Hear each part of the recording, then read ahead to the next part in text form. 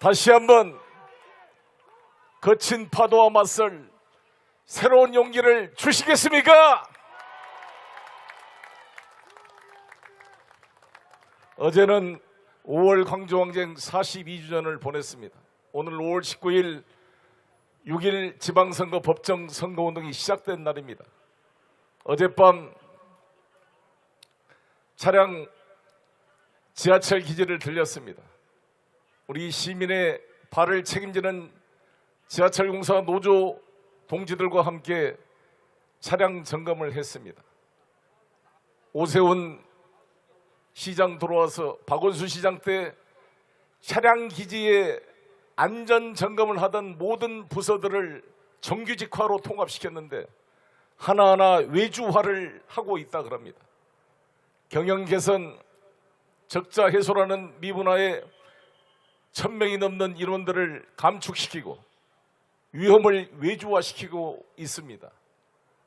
전기, 가스, 수도 민영화에 여러 가지 조짐이 보이고 있습니다. 제가 인천시장 시절 이명박 대통령이 멀쩡한 인천국제공항공사 지분 49%를 해외 매각하겠다고 했을 때, 송도에 영리병원을 도입하겠다고 했을 때 공공연하게 우리 당원 동지들과 함께 강력히 반대해서 막아냈습니다. 여러분, 이명박의 추억이 다시 떠올려집니다. 김대기 비서실장을 비롯해서 이명박 후보의 대변인을 했던 오세훈 후보에 이르기까지 다시 우리가 이명박 시대의 난개발과 뉴타운 시대로 돌아갈 수 있겠습니까? 오늘 저는 강북을 들렸습니다. 여러분 아시다시피 우리 대한민국은 헌법 전문에 유구한 역사에 빛나는 우리 대한국민은 3.1운동으로 건립된 임시정부의 법통을 계승하고 불의에 한가한 4.19 민주 이념을 계승하는 민주공화국임을 천명하고 있습니다. 강북에 있는 도선사 가는 길에 있는 봉황각에서 우리 손병희 선생이 3.1운동의 독립운동가들을 규합해서 모였던 그 3.1 정신이 깃들어 있는 곳이 바로 강북구의 봉황각입니다. 그리고 4.19 묘지가 우이동의 기념탑과 함께 존재합니다. 대한민국 건국 정신이 깃들어 있는 이 강북구를 들려서 우리 도봉구를 들렸다 오늘 노원구로 오게 됐습니다. 이 노도강, 우리 강북의 중심이 그동안 지하철 인프라에서 철저하게 소외되어 있었습니다. 박원순 시장 때 강북 횡단선을 비롯해서 촘촘한 지하철 노선을 준비 2차 철도망 계획에 부여해놨습니다. 여기에 신강북선을 더해서 그리고 우이동의 신설역의 방학동까지 연장선을 비롯한 각종 지하철 노선을 준비를 했습니다. KTX, SRT가 창동까지 연결될수록 하고 지하철 141을 지하화시키고 하나하나 이 강북이 정말 지하철이 사통팔달돼서 모든 지역이 역세권이 되는 강북의 시대를 열겠습니다. 여러분,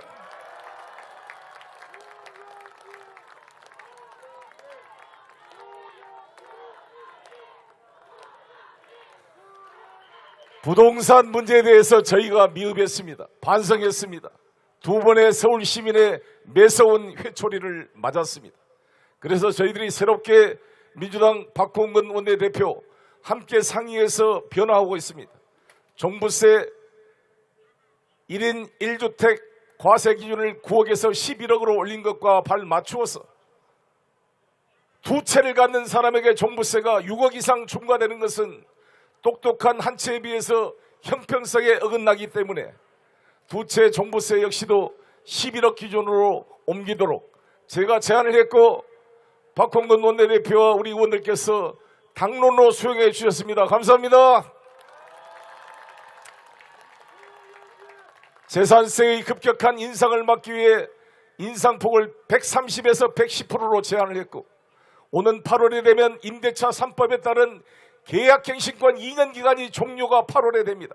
이중 가격을 막기 위해서 새롭게 신규 계약을 하는 사람들이 기존 전세 보증금보다 너무 큰 폭으로 오르게 되면 부담이 되기 때문에 이를 지키는 착한 임대료에 대해서는 보유세를 50% 일시적 삭감한 안에 대해서도 당에서 수용을 해줘서 감사하게 생각합니다.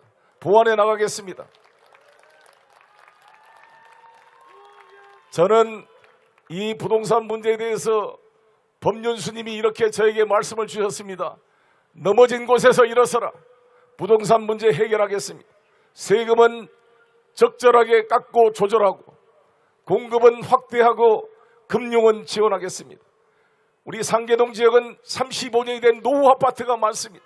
주차장도 제대로 없는 아파트도 있습니다. 안전진단 기준을 이유로 30년 넘은 노후된 주택이 재건축 제대로 진행 안 되는 경우가 있습니다. 제대로 정리하겠습니다. 500%까지 용적률을 향상시키고 30년 이상 된 건물에 대한 안전진단 기준을 면제함과 동시에 제초한 제초적 초과 이득 환원에 대해서는 탄력적으로 대응해서 이연제도를 도입하도록 할 것입니다. 재개발 재건축이 제대로 돼서 공급이 제대로 되게 하겠습니다. 서울이 제대로 돌아가려면 1년에 최소한 8만 내지 10만 호의 주택이 공급돼야 되는데 올해는 2만 호밖에 공급이 안 됩니다. 역대 최하에 되어 있습니다. 이런 공급 부족으로 인해 집값 상승과 전월세 상승이 불가피한 면이 있습니다. 신속하게 저는 제 임기 동안 41만 호의 연 10만 호 주택 공급을 약속했습니다. 주택을 그냥 공급하는 것이 아니라 직주 근접으로 직정과 주거가 근접되도록 세 파트로 나눴습니다. 마곡지구는 이미 LG사이언스가 있는 것을 기초로 IT 산업지구로 만들어서 바로 일자리와 주거를 결합시키는 방식으로 주거를 공급하겠습니다. 우리 홍태능 창동 지역에는 창동의 아레나와 함께 노원구 창동의 바이오 산업단지를 결합시켜서 주택을 제공할 것입니다. 용산 지역은 AI 중심으로 단성시켜서 이 세 파트를 중심으로 직주 근접 도시를 만들어 나가겠습니다. 내곡동 56만 평을 개발해서 2만 원을 공급하고 구령마을 16만 평을 개발해서 12,000원을 공급하겠습니다.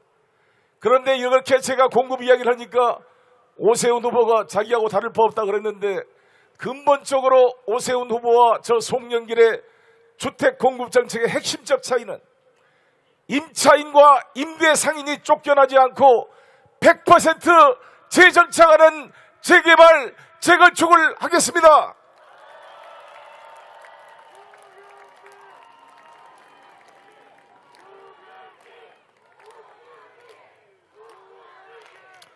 (2009년도에) 여러분 용산 참사를 기억하실 것입니다. 그 이충현 씨와 그제도 제가 통화를 했습니다. 이충현 씨 가족이 시아버지, 시어머니, 며느리, 아들 다 모아서 돈을 모아가지고 6억의 돈을 투입해서 인테리어를 만들어 레아 호프집이라는 걸 만들어 장사를 하고 있었습니다. 새벽부터 새벽까지 밤을 새워 가족이 일을 하면서 장사가 쏠쏠하게 돼서 재미가 붙었습니다. 한 3, 4개월 장사를 잘 하고 있는데 용산을 개발할 테니 3개월 영업보상금 받고 나가라 이렇게 말을 했습니다. 임차 상인들은 수억 원의 인테리어 비용을 투자해놓고 권리금을 내고 인수를 했지만 권리금은 아무런 데도 법적 보장을 받지 못하고 인테리어 비용도 최소한 3년 이상 장사를 해야 회수가 될 텐데 3개월 영업보상이고 나가라 그러니까 목숨을 걸고 지킬 수밖에 없었고 그 과정에서 무리한 진압, 당시 김석기 서울경찰청장, 오세훈 서울시장 그 체제 하에서 무리한 진압으로 수많은 목숨을 잃어야 했습니다.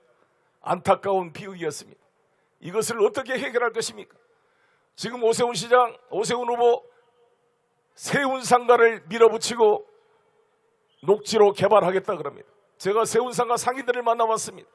3,000명의 세운상가의 상인들이 12평짜리 가게에다가 보증금 3천 5천만 원에 월 350만 원 500만 원을 내면서 20년 30년 공구상가를 운영해서 생계를 유지하고 있는 상인들입니다.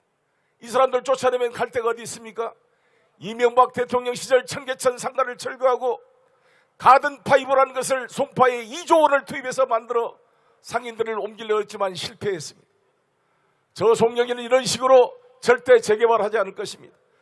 그 상인들이 100% 자기 지역에 재정착하는 재개발, 재건축을 하겠습니다. 여러분,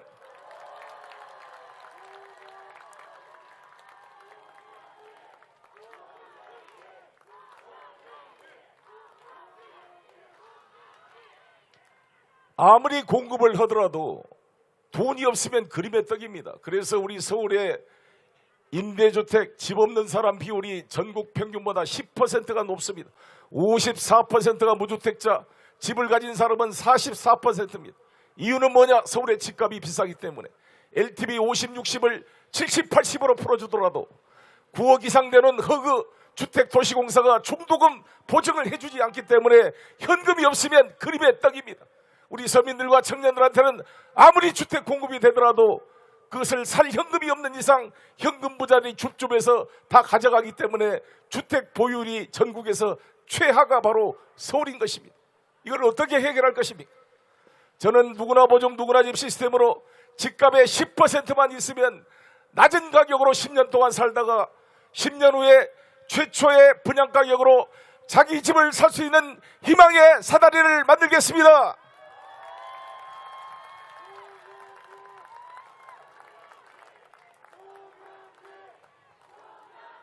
당장 SH공사 23만 호 임대주택 중에 영구 분양 아파트를 빼고 보증금 10%를 낼 수 있는 그러한 임대주택 15만 원을 지금 확정 분양가로 시가 80% 정도로 확정 분양을 해주고 10년 후에 그 가격으로 집값이 2배, 3배로 오르더라도 그 집으로 살 수 있는 분양을 하려고 합니다.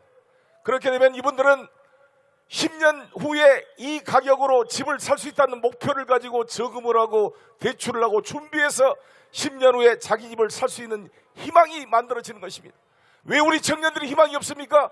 집값이 하도 올라서 10년 뒤에 2배, 3배로 뛸지 모르는데 어떻게 저금을 할 동기가 생기겠습니까? 이 집값이 고정되어 있고 10년 후에도 이 집으로 살 수 있는 희망이 생겨야 내가 부부가 열심히 돈 벌어 저축도 들고 장기 적금도 들어서 집을 가질 희망의 준비를 하지 않겠습니까? 동의하십니까?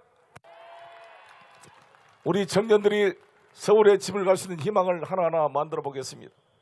존경하는 노원구 주민 여러분, 서울 시민 여러분, 검찰공화국이 점점 현실화되고 있습니다. 역대 군사 독재 정권도 이런 편협한 내각은 없었습니다. 60대 남성의 특정지역, 특정대학교, 여성도 배제되고 특정지역도 배제되는 검찰동의 충암고 선후배로 만들어진 끼리끼리의 내각으로 어떻게 5천만 국민을 이끌어가는 국정을 운영할 수가 있겠습니까? 대통령 비서실이 대검찰청 부속실이라고 지적을 받고 있습니다. 검사가 하는 일은 범죄인을 잡아다 수사하고 구속시키는 일입니다.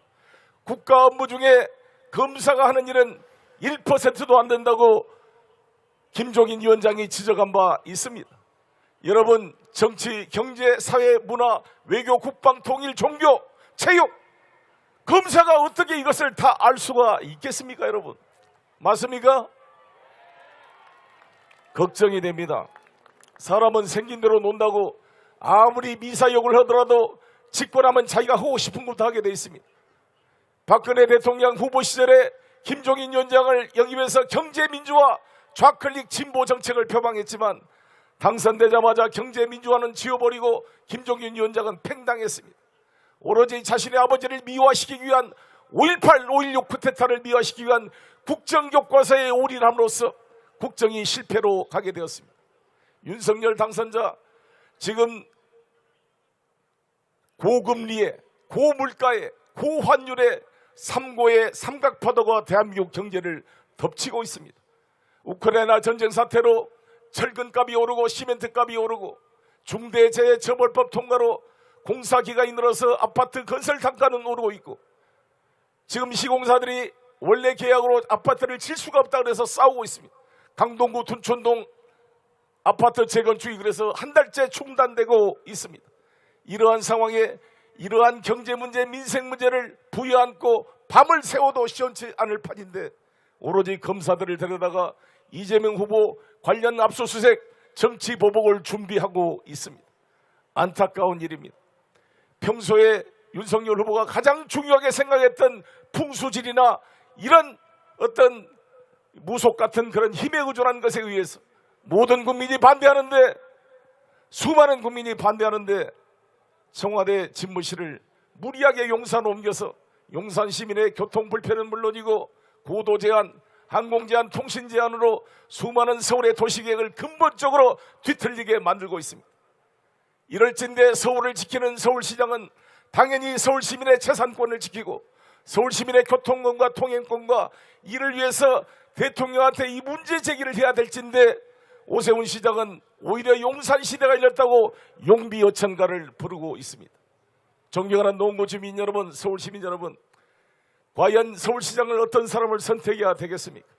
대통령 앞에서 대통령이 말한 대로 용비어천가를 부르는 서울시장인가, 아니면 서울 시민의 재산을 지키기 위해 당당하게 서울 시민의 목소리를 전달하는 서울시장을 선택하시겠습니까?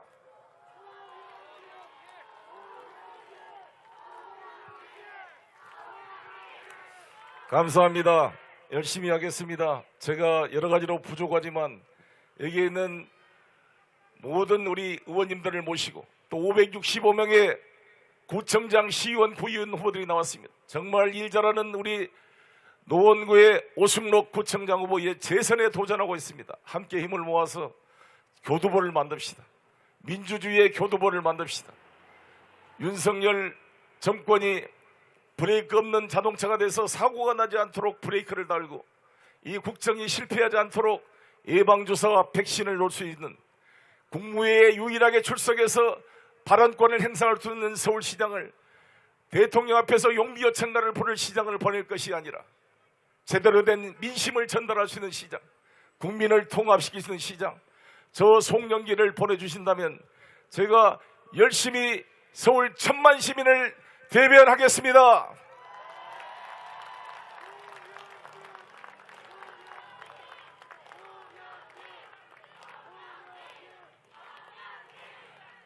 한강 르네상스, 디자인 서울, 세빛 둥궁섬으로 서울이 글로벌 도시가 되는 것은 아닐 거라고 생각합니다. 저 송영길 20년 동안 쌓아온 최대의 외교 인맥을 총동원해서 UN 아시아 본부를 서울에 유치함으로써 남북 간의 군사적 긴장을 완화시키고 평화를 보장함과 동시에 2만 개의 국제기구 일자리를 만들어 우리 노원의 아들딸, 서울의 아들딸들이 국제기구에서 일할 기회를 만들어줄 뿐만 아니라 이를 계기로 마이스 산업과 금융산업이 획기적으로 발전해서 우리 서울이 세종시와 다른 지방과 싸우는 서울이 아니라 파리, 런던과 경쟁하고 아시아의 뉴욕이 될 수 있는 글로벌 도시로 만드는데 제가 앞장서 실현하겠습니다.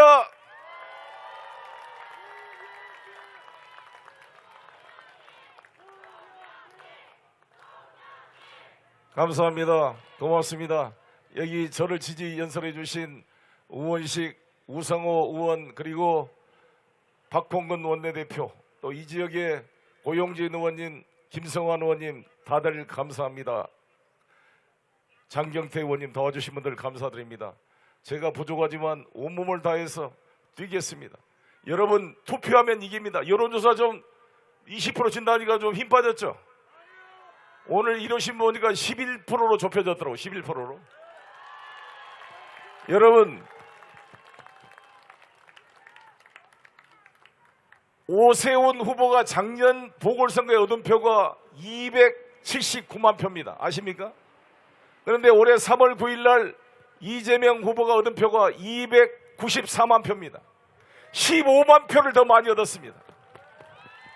그것은 무슨 뜻이냐면 지방선거는 투표율이 대통령 선거보다 15% 이상 낮기 때문에 송영길을 지지한 사람이 투표장에 다 나가면 지금 제 지지도가 만약에 35%다. 35%가 다 투표하면 60% 투표율에서 몇 표를 얻겠습니까? 50%가 넘는 득표로 압도적 승리하는 것입니다.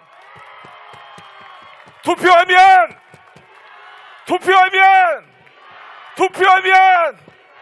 이깁니다. 이깁시다 여러분. 5월 23일이 되면 노무현 대통령의 서거일이 다가옵니다. 다시 한번 지켜주지 못해서 미안하다는 눈물이 나지 않도록 문재인을 지키고 이재명을 지키고 대한민국의 민주주의를 지키기 위해서 반드시 이깁시다. 감사합니다. 네.